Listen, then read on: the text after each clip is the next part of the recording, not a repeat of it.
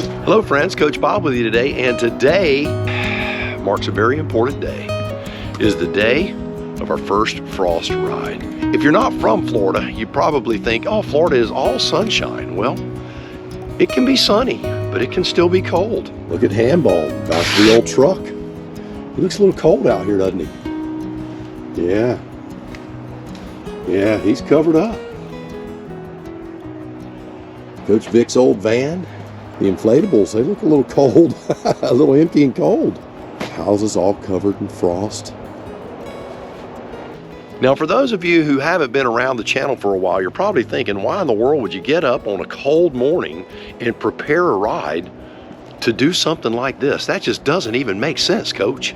But stick around, we're going to talk about the most important ride of your life. So got the old Spyder out here warming up. Casper was a little slow this morning, and the hands are a little cold, I'm not gonna lie. You know, every year, I try to keep things as traditional as possible. In fact, the sunglasses that I'm wearing, oh, there she is. Oh, let me help her in the van. All right, you stay warm and I'm not gonna. But I've got on my old sunglasses. I have on my old Alpine Star glove, my old Joe Rocket jacket, my old Alpine Star boots. A pair of sunglasses that I bought a long time ago. They're all scratched up. They're like dime store brand that I had just forever ago. But traditions, are they worth it? I'm going to tell you they are. So much so, Vic was a little concerned about me going this morning. I've been dealing with a little bronchial thing going on, and she's like, the last thing you need to do is go out there and get cold. But as I've said many times before, as long as I can drag my bludgeon body out to a motorcycle, when it's first frost, I will ride. I don't care, I will ride. This tradition has gone on for many years, long before the Coach Bob 3 channel existed. Long before I had a GoPro to run or any of that sort of thing. This ride has been a very important part of my life.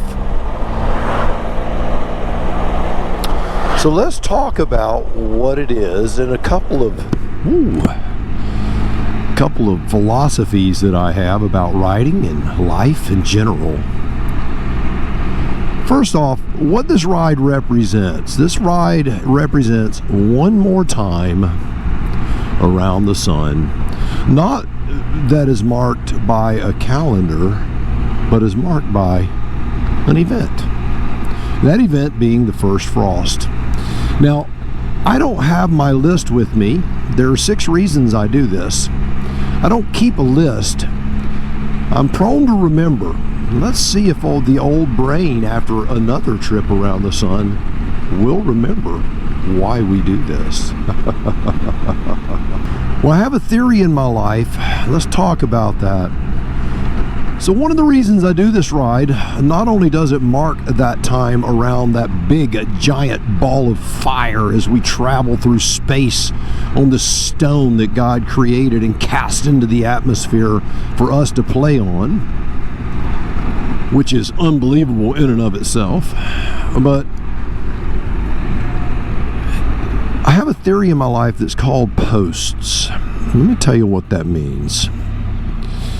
In our life, we have things that go wrong constantly. We have things that we mess up on and that we don't get right. But every now and then we get something right. And when we do that, we need to take an imaginary post in our mind. Get a big one too, man, a 10, 12 footer, something long and powerful. And you get your post hole diggers out and you dig a hole, I mean a deep hole, and you bury that thing. All but about 3 feet of it is buried. That way it can't be moved. It's solid. And when you look back in your life, you look back and you see all of these successes. They could be the time a child graduated from boot camp, the marriage to the love of your life, the birth of your first child, the birth of your first grandchild, the success of a career, retirement, the hiring of a new career, Maybe seeing someone that you've coached succeed and do something that you never imagined that you would even be a part of something so big. All of that stuff. And then when the bad times come, because let me tell you, they're coming. They are coming, and they're coming for you. And when they do, they come hard.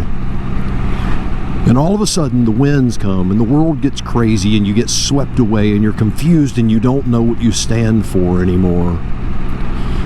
And you reach out, and you're trying to grab a hold of anything that you can find, and you hit the first post. And it slows you down a little bit, but you're going so fast, and you're hurting so bad, and you're reeling so much, you just can't get a grip on it. By the time you hit the second or third one, you get a solid grip on it, and there you are, hanging on for dear life. And at that moment, you can look at that post and you can go, right here, I had it together. I had my life together. And you can regroup, and you can set yourself on that right path once again. This, my friends, this ride every year when I go and make it another trip around the sun represents that very thing. This is a post in my life. All right, reason number one never comes as a surprise to anyone. Look at that big giant sun, man. It is thawing the frost out quick, isn't it? You can still see it. It's out there. Look at it. Look at that. Isn't it beautiful? But reason number one, just to appreciate God's creation. You know, God created this big old world for us to live in, to play in, to exist in. You know, and what we do with the time that He places us here is all up to us. We have total free will to do with what we want to do with our life. You know, Ben Franklin said, time, it's the stuff life's made of. You know, this time on this planet, to appreciate what God's done, to see that His time continuum and our time continuum are completely different. You know, these trees, especially these big ones, were here long before I was, and they will be here long after I am gone.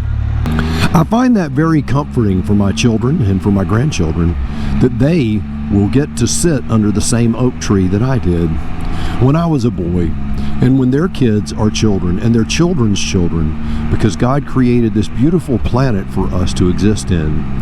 You know, every leaf on every tree is different, and when you look at it, if you and I look at that leaf, we're looking at it from a different place, and therefore we see it completely differently because we're looking at it at a different angle, and the light refracts differently because of where we are. And I see it differently now than I did 10 years ago. My vision isn't as well. My life is more complex. But to get out into God's world and to see the subtlety, to see the beauty of everything that it is wonderful. And it will make you a better human being. Get out. And that is what I aspire to do. To get out and just simply appreciate the handiwork of the Creator. Oh, yeah. Oh, yeah. Spun a little wheel there. But you know, this world is so wonderful, and the gift that we've been given to be a small part of it and to just exist in it is absolutely amazing. You know, I've learned that, you know, to be content where I am at any time in my life, it's a difficult thing. But, you know, we need to look around at this wonderful creation and be happy where we are and when we are. All right, number two. To experience the change of season. Yeah, you know what I'm talking about. I'm not talking about a date on a calendar. You know, last year, you know, frost came late last year. It was after Christmas. My decorations were down. I remember making that video and thinking, man, it's late in the year. I think it was in January. And here we are in mid-December. You know, this is the Monday before the video comes out. And this is our first frost in Tallahassee. And the change of season, but not written on a calendar page by some dude, by some astronomer hundreds of years ago, but to actually experience it by what you feel, Don't let anyone tell you what's real. You know, that's one of the problems with the world today, is we want everyone to tell us how to do it, tell us what to experience and what to think. We want to get in the hive mind of the others and just get in the beehive and just resonate with whatever's around us. Get out there and experience the change of season. You know, when it's hot outside, go out there and sweat. When it's raining, go out and stand in it and get wet in the rain. When it's cold, go out there and feel the shivering on your bones. Feel the ache in your fingers. Experience the change of the season. It's real. It's magical. It's wonderful. All right, number three. Let's see if I can remember this one. Oh yeah, I know what it is. To think about the memories of this year. You know, often I precede the memories of this year with the wonderful memories of this year. You know, all memories aren't wonderful, but I think that they all have a certain wonderment surrounding them. You know, the memories this year have been very, very beautiful and very, very painful, many of them. So let's start out in February. In February, my oldest daughter, you know, got married. You know, my oldest daughter has high-functioning autism. We didn't think she would ever get married or have even a semblance of a normal life, but she does. She works full-time, her husband works full-time, and they're making a run of it, and they're living their life. And then you accompany that memory with another memory with her, and she was hospitalized this year for over a week. She thought she was having a heart attack, but what it was is she has a chronic lung condition. And that chronic lung condition could very well cost her life. You know, we're going to another hospital here in after the beginning of next year to deal with a lot of the complications associated with this illness that she has. And our prayer is that the illness will slow down in its progression. But the memories made even around that, the closeness that we experienced with her, the holding of her hand, the beauty of her tears, and the sweetness of her worry, it's all painful and all beautiful all at the same time. She's wonderful. You know, my prayer her entire life is for her to be happy, and she's happy. Coach Vic, you know, her memories this year, the memories with Coach Vic this year. You know, Coach Vic had a tough year in March. She had surgery for cancer, and it was a very, very difficult surgery, very difficult recovery for her. One that I would say that physically and emotionally she's not over yet, but she's doing wonderful. In the closeness, you know, Coach Vic has held my hand more this year than she ever has. She reaches out and just grabs my hand for a moment just to know that I'm there. Just to know that I got her. I've got her back. She's covered. She's safe. You know, she's a tough woman, and she doesn't like asking for help. But the memories of seeing that shift in her as we grow older have been really quite amazing. You know, my second grandson was born in March, and it's been wonderful to have two of them. My son, his wife, and our first grandson, they've all moved over here to the East Coast this year, so we get to have more family time. Our youngest daughter, whose life fell apart last year, has put her life back together systematically this year. It's not completely built, but neither is mine. And to watch her put her life back together is both challenging and wonderful all at the same time. You know, we weren't perfect, and what we expect a lot of times from our children is perfection, and we're wrong on that. We have to remember that they're no better than we are. They're building their life just like we had to, and just like we had hurdles and problems in our lives, they do as well. And sometimes their hurdles are even bigger than ours. But the memories of this year, man, the memories of this year, I've met wonderful people on this channel, and if I don't name you, please don't be offended. I've met so many people. Stefan, I went and had lunch with him this year. It was wonderful. I met so many people at the DeLand Spyder rally. It was just wonderful. You know, and Purple on 3 and Tommy G, they came and visited, and to have a nice long lunch with them, and to chat and talk about all of the things associated with life and children and motorcycles. It was really quite wonderful. There's so many memories this year. I just can't name them all, but I want you to know that I'm grateful that you are a part of that, because the Coach Bob 3 channel is a big part of my memory bank. The videos that I make, you know, you get to see them from your paradigm. My paradigm is they're home movies. When you watch a tour, it's a home movie for me. I still watch our California Dreamin' trip, or all of that, the memories. But you guys are a big part of that, and it is wonderful. Thank you for the memories that you've made with me this year. Man, would you look at that? That sun is out now, isn't it? It just happens just so quickly. Man, it's beautiful. What a beautiful, beautiful morning. Sometimes I'm just speechless. All right, number 4. Number 4. It's one of my favorites. It seems awfully grim to a lot of people, but it doesn't to me. To remember those who are no longer with us. You know, every year that I do this part of this video, the list keeps growing. It just keeps growing. You know, we lose loved ones so often, it seems. You know, that started young in my life with the loss of my first wife. She was just a mere 35 years of age when she died. It was tough. It was a very dark time of my life, but she was so wonderful. And I think about her, especially in the cold. I've said it before, she loved the winter time. She loved the fashion of it. She loved to be pretty. She loved to put on little toboggan hats and scarves, and, you know, and just match everything up like that. Even her little duck shoes, you know what I'm talking about, they were even cute. Everything that she did was buttoned up. She loved hot chocolate. You know, one of the things we used to do when I was young, and we were young and didn't have much money, you know, peanuts, I don't know if they cost much now, but back then they were dirt cheap, and we would boil peanuts. And we would go places, we'd boil peanuts, and we'd put them in little bags and warm our hands on them. And it was just wonderful.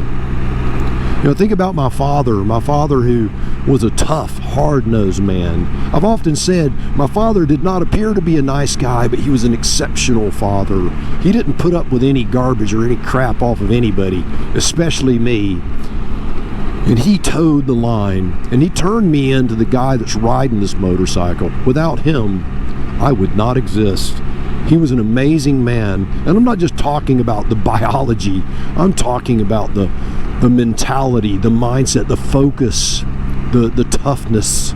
He created that in me, and I thank God for his toughness every single day. My mother, she was awesome. She was the master guilt tripper. She was so funny, man. She could get you to do whatever she wanted you to do. And trust me, you would think in the end, you're like, I want to do it for you. And that's just how she was, man. She should have worked for the CIA turning people, man, because she was unbelievable. She was a master. And my mother was a beauty, man. In her youth, man, she was an absolute beauty, an athlete, volleyball, basketball, track.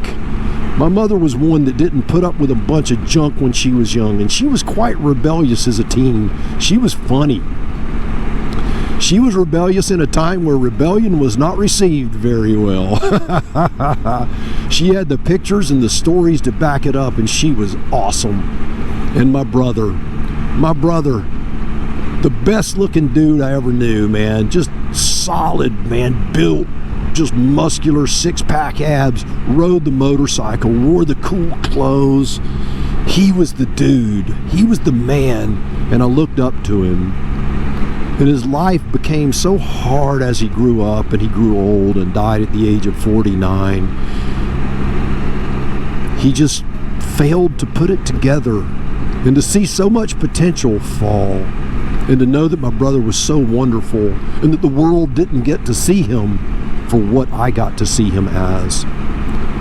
He was an amazing, amazing guy. I miss them all. I love them all. You know, and there's one other that I don't know that I've ever mentioned on this channel. My Granny Pat. Yeah, Patricia. Granny Pat. You know, she died at 98 years of age. I asked her one day when she was 97 what it felt like to be 97. She was living in a little apartment at the time, and she jumped over her bed. Yes, she crawled over to the other side of her bed, got down on her knees, and pulled a picture out. She goes, "Let me show you what it feels like to be 97. I thought she was going to do push-ups or something. She pulled out a picture. It was an old sepia tone picture, you know, the brownish black, because of the chemicals that were used in photography in that era. And she held it up and she goes, "You see that girl right there? That 15-year-old girl? That's me. That's what I feel like. It's just not what you see." You know, that changed me. That changed. I get emotional there, sorry.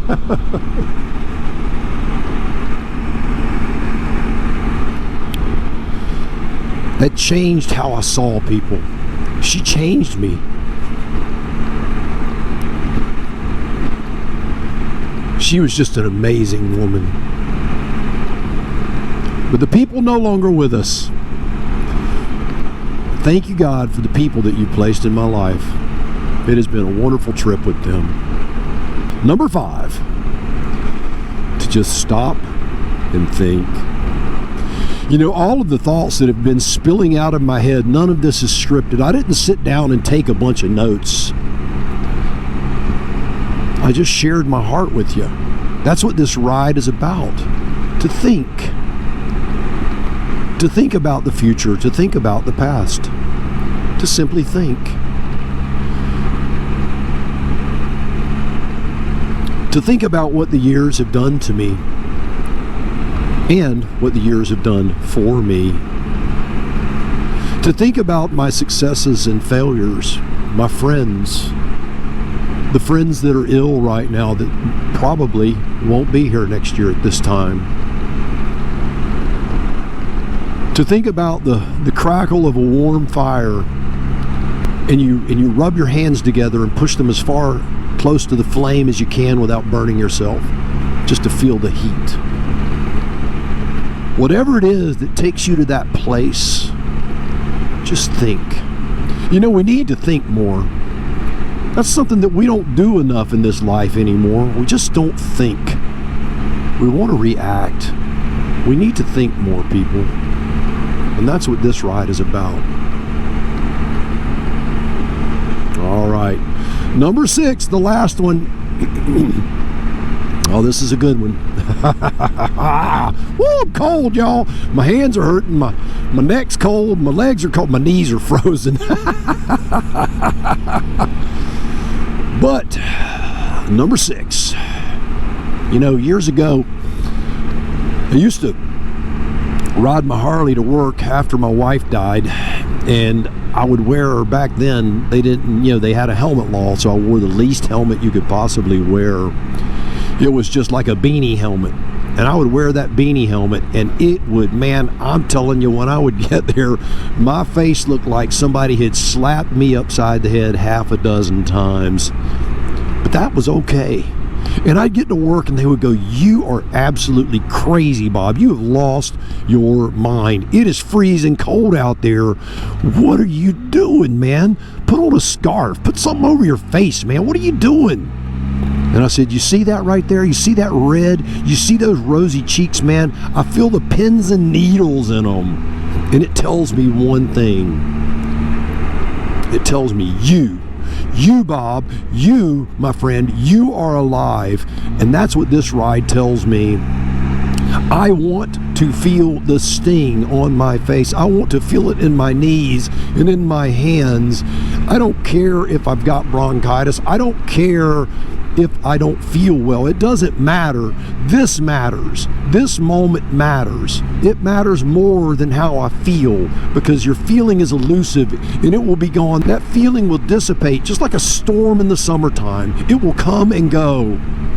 But this moment tells me one thing. It says, Bob, you are alive.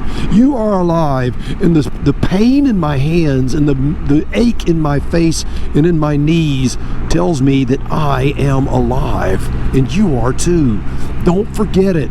Don't give in to it. Don't let the world tell you that you're dead. Don't let the world tell you that you don't matter. You matter. You matter. You are alive. Don't waste one moment. You know, of the top regrets of people that die, here is the number one regret. I didn't choose to be happy more.